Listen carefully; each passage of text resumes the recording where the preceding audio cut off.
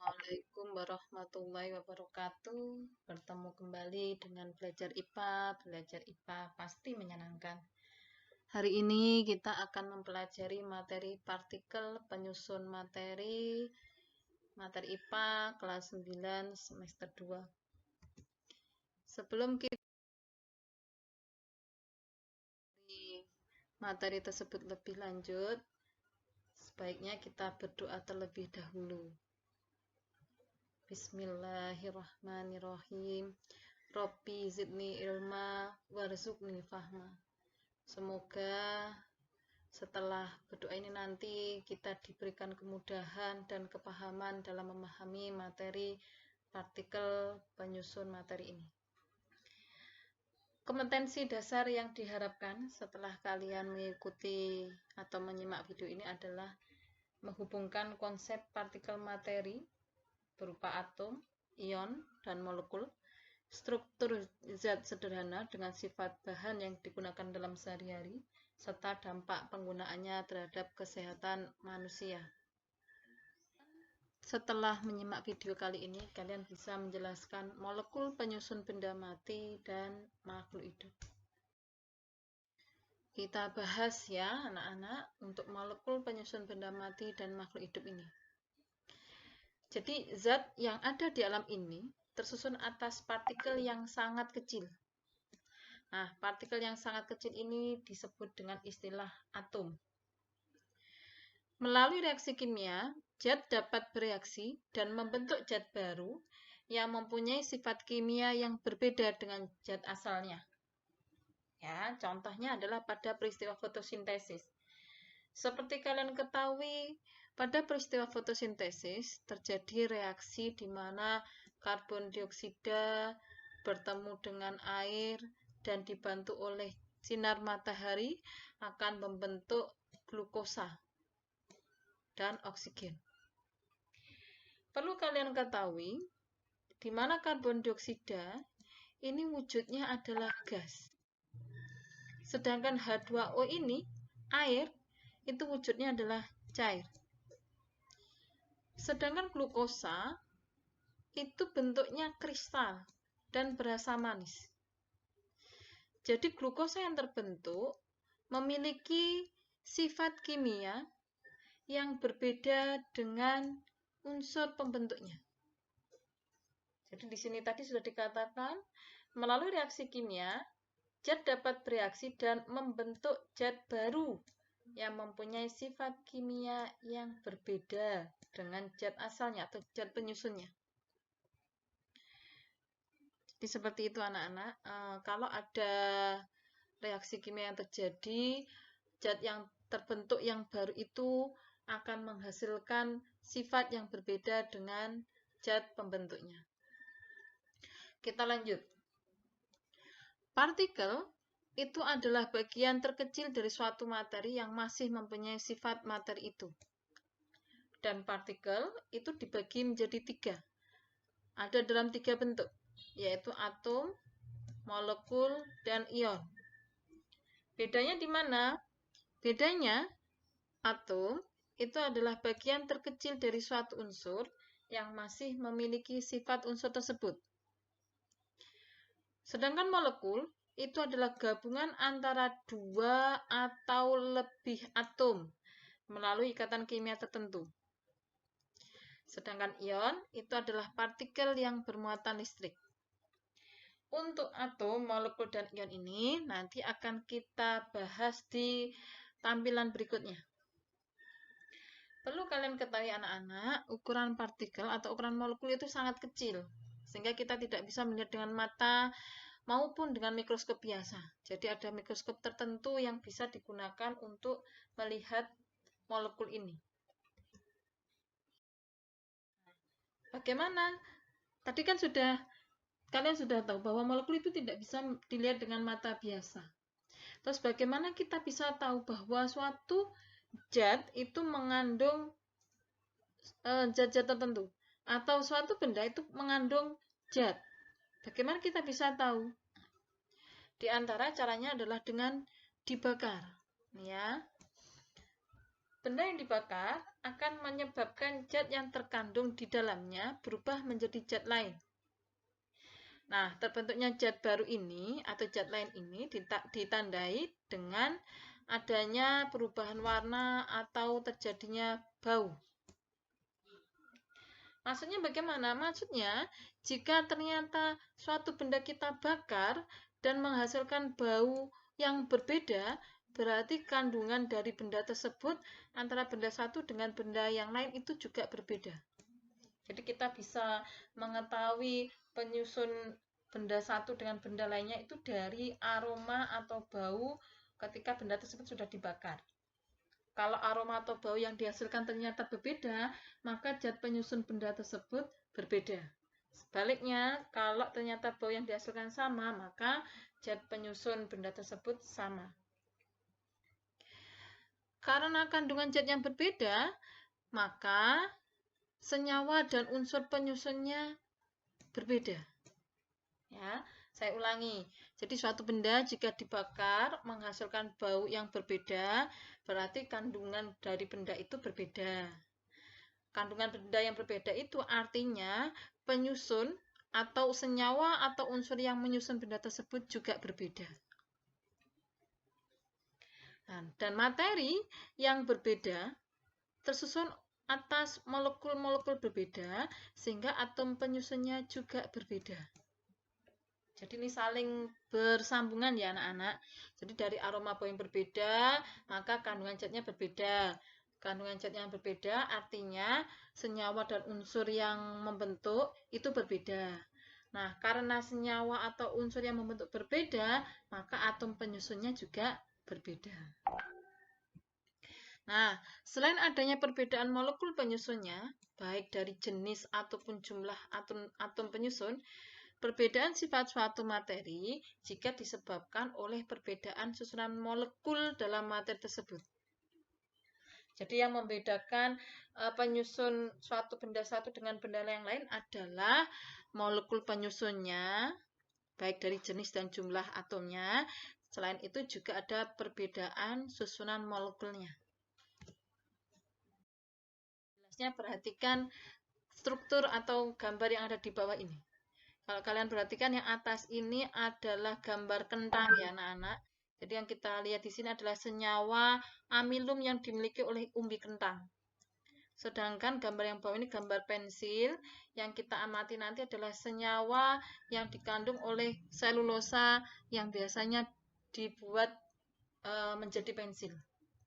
Nah, coba kalian lihat perbedaannya antara amilum miliknya kentang dengan selulosa miliknya pensil.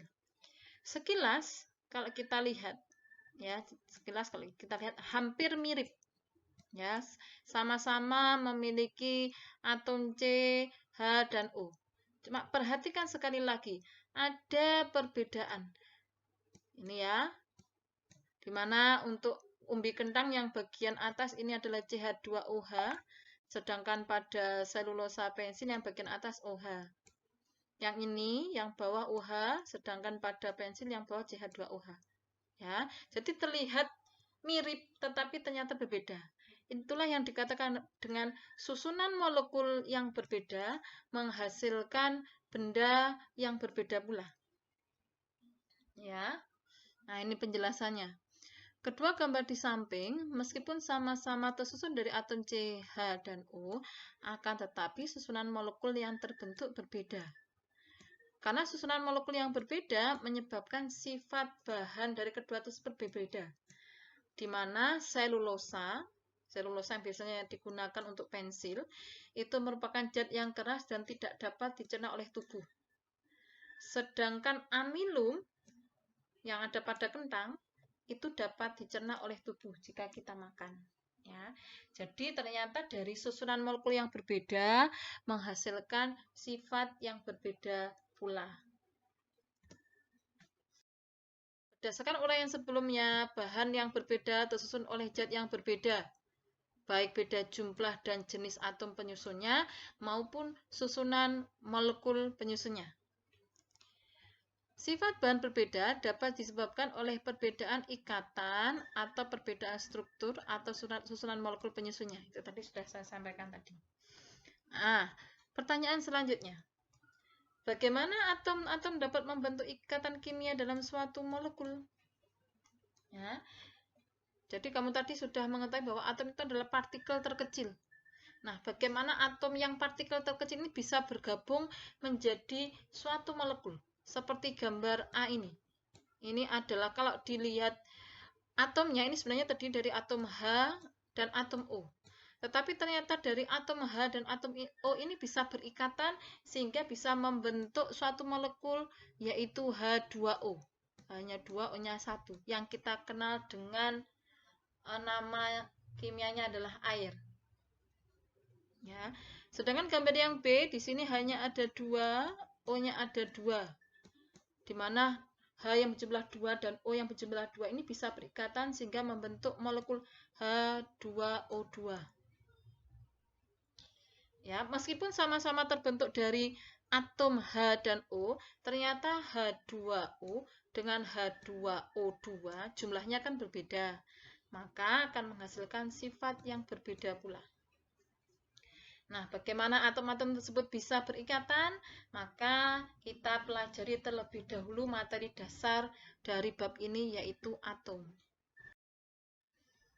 Sekali lagi, atom. Atom itu adalah partikel terkecil suatu benda. Ya, di mana atom ini tersusun atas 3 partikel, yaitu elektron, biasa disingkat dengan huruf E. Yang kedua proton, biasa disingkat dengan huruf P, dan yang ketiga yaitu neutron, biasa disingkat dengan huruf N. Elektron itu adalah partikel bermuatan negatif, proton itu adalah partikel bermuatan positif, dan neutron itu adalah partikel netral. Jadi kalau suatu benda itu kalau diiris-iris sampai kecil dan dilihat dengan mikroskop elektron, nanti akan tampak seperti tampilan seperti ini. Di mana di dalam benda tersebut sebenarnya tidak diam, tetapi bergerak seperti ini. Ya, ini namanya adalah inti atom. Di mana inti atom itu tersusun dari proton dan neutron. Sedangkan yang berada di pinggir ini namanya, lintasannya namanya adalah kulit atom. Yang menghuni kulit atom ini adalah elektron. Dan ini sebenarnya sudah dibahas di materi semester 1, materi listrik statis, di mana dari 3 partikel ini nanti yang bisa berpindah adalah elektron, karena letaknya yang berada di kulit atom. Ya. Jadi, karena elektron berada di kulit atom, menyebabkan elektron mudah berpindah. Mudah berpindah dalam hal di sini ada mudah berpindah keluar maupun masuk ke dalam. Ya, mudah berpindah keluar dari atom ataupun masuk ke dalam atom. Karena perpindahan elektron inilah yang menyebabkan suatu benda bisa dalam 3 keadaan. Di mana yang pertama muatannya netral. Benda dikatakan netral jika memiliki jumlah proton dan elektron yang sama banyaknya. Jadi seperti tampilan ini, kalau kamu perhatikan ya anak-anak, lihat jumlah protonnya berapa, nanti jumlah elektronnya berapa. Kalau sama berarti gambar ini dikatakan atom netral. Bagaimana dengan benda bermuatan positif? Benda bermuatan positif itu terjadi jika elektron berpindah ke atom lain, sehingga jumlah elektronnya berkurang. Atau bisa dikatakan jika jumlah protonnya lebih banyak daripada jumlah elektron, karena elektronnya ada yang berpindah. Berarti benda tersebut dikatakan bermuatan positif. Sedangkan benda bermuatan negatif itu terjadi jika ada elektron yang masuk ke dalam. Atau bisa dikatakan jika jumlah elektron lebih banyak, karena ada tambahan elektron dari luar. Jumlah elektron lebih banyak daripada jumlah proton. Itu harus kalian betul-betul pahami. Lebih jelasnya perhatikan gambar di bawah. Ini ya, ini contohnya atom netral. Atom netral itu sekali lagi jumlah elektron harus sama dengan jumlah proton. Kita lihat elektronnya di sini 1. Proton itu yang positif juga 1. Karena sama-sama satunya, maka atom ini dikatakan netral. Kita lihat gambar berikutnya. Hitung elektronnya. Elektronnya di sini 1. Sedangkan protonnya 2. Berarti kan lebih banyak muatan protonnya, muatan positifnya. maka atom ini dikatakan bermuatan positif karena protonnya lebih banyak dibanding elektron.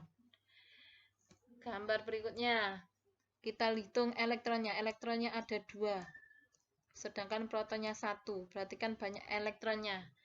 Maka atom ini dikatakan bermuatan negatif. Ya, anak-anak.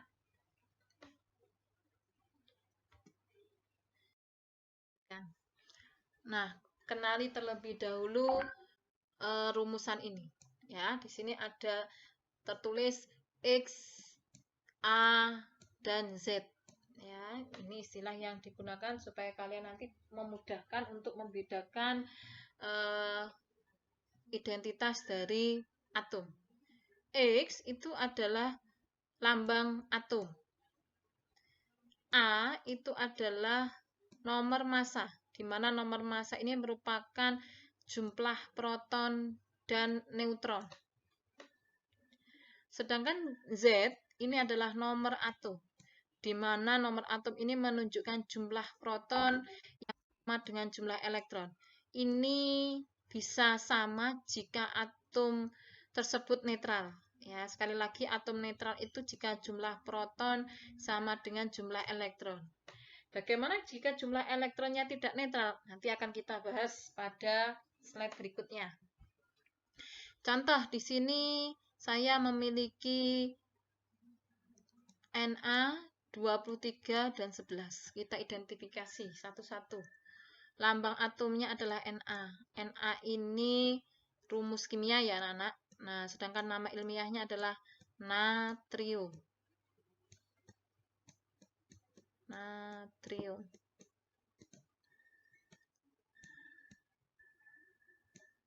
Nah, sedangkan di sini ada 23, lihat 23 itu A, letaknya kan di atas. A itu adalah nomor massa, berarti nomor massanya adalah 23. Berikutnya 11, 11 itu letaknya di bawah, 11 itu Z. Z itu adalah nomor atom, berarti nomor atomnya adalah 11. Nah, kita tentukan jumlah elektron, proton, dan neutronnya. Ya, jumlah elektron itu sama dengan jumlah proton, sama dengan nomor atom. Tadi nomor atomnya 11, berarti jumlah elektronnya juga 11. Otomatis jumlah protonnya juga 11. Ingat, sekali lagi yang kita bahas di sini, atom masih dalam kondisi netral. Atau atom yang memiliki jumlah elektron yang sama dengan jumlah proton. Berikut kita lihat jumlah neutronnya. Neutron tadi, ini ya anak-anak, neutron jika ditambah jumlah proton itu sama dengan nomor massa. Berarti kita lihat, nomor massa itu 23, jumlah proton 11. Berarti mencari elektron adalah nomor massanya 23, dikurangi nomor atom atau dikurangi jumlah proton sama saja, yaitu 11. Hasilnya 12. Berarti jumlah neutronnya adalah 12. Ayo kita lanjut ke molekul. Berdasarkan atom penyusunnya, molekul dibedakan menjadi 2, yaitu molekul unsur dan molekul senyawa. Molekul unsur itu adalah gabungan 2 atau lebih atom sejenis. Ya, ini kurang, nanti silakan ditambahi di rangkuman kalian. Ya, jadi atomnya harus sejenis. Nah, contohnya seperti ini. Contoh O2. Ya, jadi ada embel-embel 2. Bedakan dengan atom tadi. Kalau atom ini tidak ada angka di belakangnya, cukup Na. Berarti itu hanya terdiri dari satu atom. Kalau terdiri dari satu atom, berarti itu contoh dari atom. Sedangkan unsur, itu ada embel-embel angkanya. Ya, bedanya di situ. Dan perlu kalian ketahui, untuk penulisan atom itu ada tata caranya. Huruf depan harus huruf besar. Jika terdiri dari satu huruf, maka menulisnya hanya huruf besar. Tetapi jika lebih dari satu huruf, maka huruf depan harus huruf besar, huruf berikutnya huruf kecil. Nah, seperti ini kan hurufnya, huruf besar cuma 1, ya, dan ada angka 2, maka ini termasuk molekul unsur, di mana atomnya sejenis, sama-sama oksigennya. Contoh yang lain adalah H2, ya, hanya ini huruf besar, berarti atom yang jumlahnya 2, berarti ini adalah contoh molekul unsur. Bagaimana dengan molekul senyawa? Molekul senyawa itu juga gabungan dari atom, tetapi atomnya beda jenis. Bagaimana kita bisa mengetahui bahwa atom penyusunnya beda jenis? Cukup dilihat huruf kapitalnya. Sekali lagi, kita bisa membedakan antara atom, molekul unsur, dan molekul senyawa hanya dengan salah satunya dengan melihat huruf kapitalnya. Hanya salah satunya ya anak-anak, tidak pasti itu tidak. Ini salah satu contoh paling mudah membedakan antara atom, molekul unsur, dan senyawa. Ya, kalau atom tadi terdiri dari satu huruf besar dan tidak ada angka. Sedangkan molekul unsur terdiri dari satu huruf besar atau huruf kapital dan ada angkanya, ada indeks angka. Sedangkan untuk molekul senyawa itu pasti huruf kapitalnya lebih dari satu, seperti ini. Nah, huruf besar lebih dari satu itu artinya atom penyusunnya pasti berbeda. Itulah contoh molekul senyawa H2O yang biasa kita kenal dengan nama air. Ya. Kita ke ion. Ion itu adalah partikel atau atom atau kumpulan atom yang bermuatan listrik. Berdasarkan jenis muatan, ion dibedakan menjadi dua. Ada ion positif yang dikenal dengan istilah kation dan ion negatif yang dikenal dengan istilah anion. Kation bisa terbentuk jika suatu atom kehilangan atau melepaskan elektron. Ya, seperti tadi, benda dikatakan bermuatan positif atau atom dikatakan bermuatan positif itu ya anak-anak, itu nanti dikenal dengan istilah kation. Ya, contohnya seperti ini. Na netral melepaskan satu elektron, maka dia akan bermuatan positif. Nah, ini yang disebut dengan kation. Jadi ada muatan positifnya ini. Hal itu terjadi karena Na melepaskan elektron sebanyak 1. Jadi kalau positifnya 1, di sini 1 ya, tidak ada angkanya, maka elektron yang dilepas berarti 1. Nah, sedangkan atom atau benda yang menerima elektron, maka dia kan bermuatan negatif. Nah, benda bermuatan negatif nanti dikenal dengan istilah anion. Ya, anion terjadi karena menerima atau menangkap elektron dari atom lain. Contohnya seperti ini. Ini ada atom Cl netral mendapatkan elektron sebanyak 1, maka akan menjadi Cl bermuatan negatif 1. Biasanya kalau pangkat 1 itu tidak ditulis, jadi cukup ditulis negatif, Cl negatif.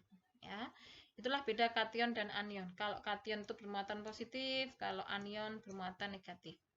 Nah, sekarang bagaimana cara menghitung jumlah proton, elektron, dan neutron pada ion?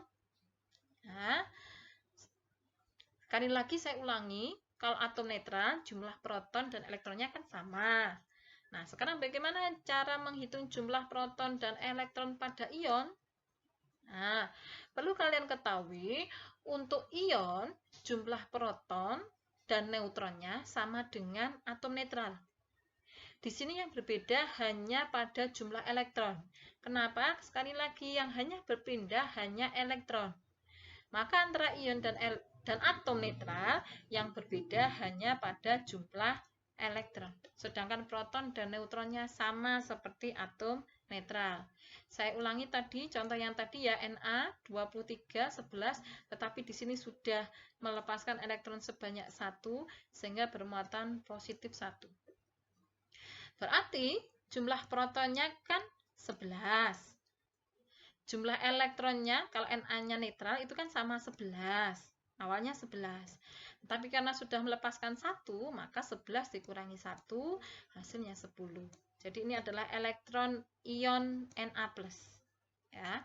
Sedangkan jumlah protonnya masih tetap 11, jumlah neutronnya juga tetap, caranya mencari 23 dikurangi 11, menghasilkan angka 12. Ya, ini contoh cara menghitung jumlah proton, elektron, dan neutron pada kation.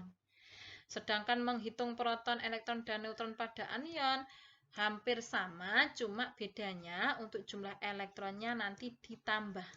Bedanya di situ. Sedangkan jumlah proton dan neutronnya sama. Nah, kita masuk ke ikatan ya. Tadi di awal sudah disampaikan bagaimana atom itu bisa berikatan ya. Bagaimana bisa membentuk molekul-molekul.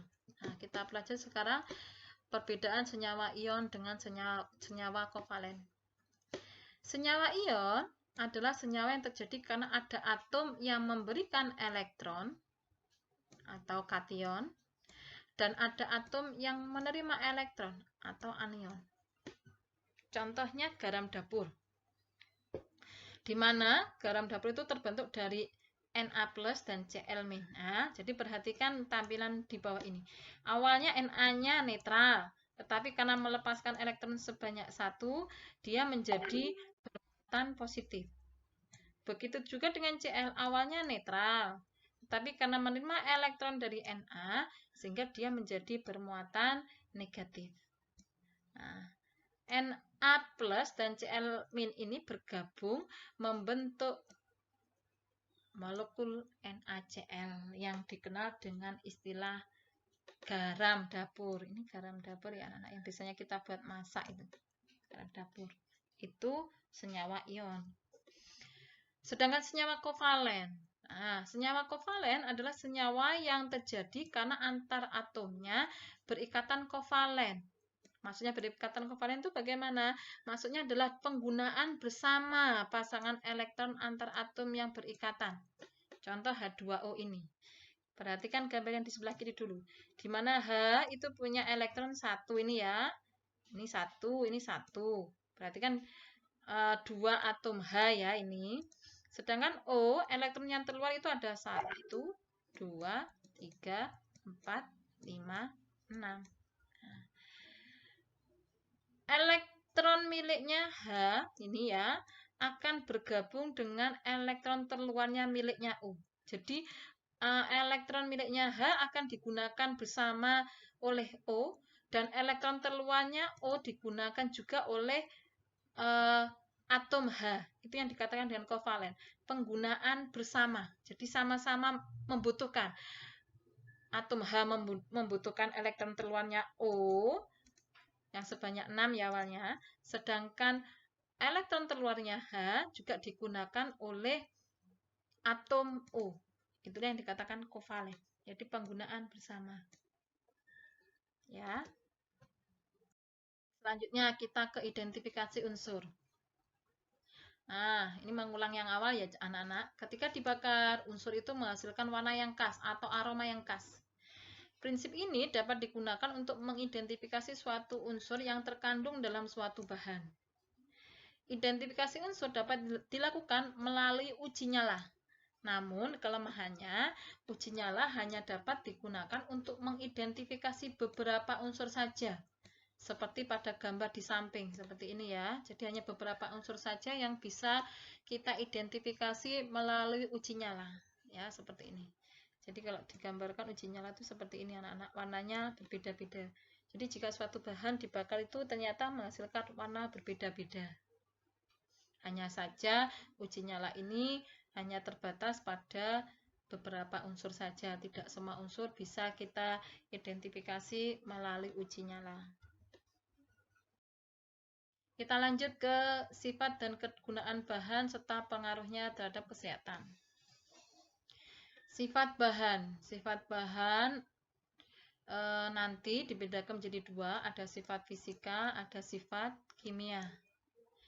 Sifat fisika itu adalah sifat materi yang berkaitan dengan keadaan fisik, ya, dan tidak berhubungan dengan pembentukan materi baru. Contoh yaitu kerapatan, kekerasan, elastisitas, daya hantar, viskositas, kemagnetan, titik didih, titik beku, dan titik leleh. Sedangkan sifat kimia itu adalah karakteristik suatu materi yang berhubungan dengan interaksi antar materi tersebut dengan materi lainnya. Dan nanti ini berhubungan dengan pembentukan materi baru. Jadi bedanya dengan sifat fisika ya, kalau sifat fisika itu tidak membentuk materi baru, dengan sifat kimia itu nanti bisa membentuk materi baru. Itu bisa kalian tambahkan ke dalam resume kalian nanti. Contohnya yaitu kestabilan, kereaktifan, keterbakaran, daya ionisasi, dan korosivitas. Korosivitas itu korosif ya anak-anak, apa ya istilahnya, silakan nanti dicari di internet ya untuk korosivitas. Nah, kegunaan dan pengaruh bahan terhadap kesehatan ya kita pelajari untuk kaca. Kaca itu terbuat dari silikon oksida atau pasir, kapur, soda, dan oksida logam berupa natrium, kalsium, magnesium, serta aluminium. Kaca itu meliputi berwujud padat, mudah pecah, dan tembus cahaya. Tahan terhadap panas, mudah dibentuk jika dipanaskan pada suhu tinggi, tidak menyerap air, bersifat isolator, serta dapat didaur ulang. Dan kaca itu mudah pecah jika terjatuh. Jika mengenai bagian tubuh, pecahan kaca dapat membahayakan karena dapat menimbulkan luka. Nah, yang kedua yaitu tanah liat dan keramik. Tanah liat itu terdiri atas butiran partikel liat yang halus. Tanah ini suka dilalui air, tetapi mudah dibentuk. Oleh karena sifatnya yang mudah dibentuk, tanah liat digunakan sebagai bahan baku pembuatan batu bata, genteng, dan gerabah.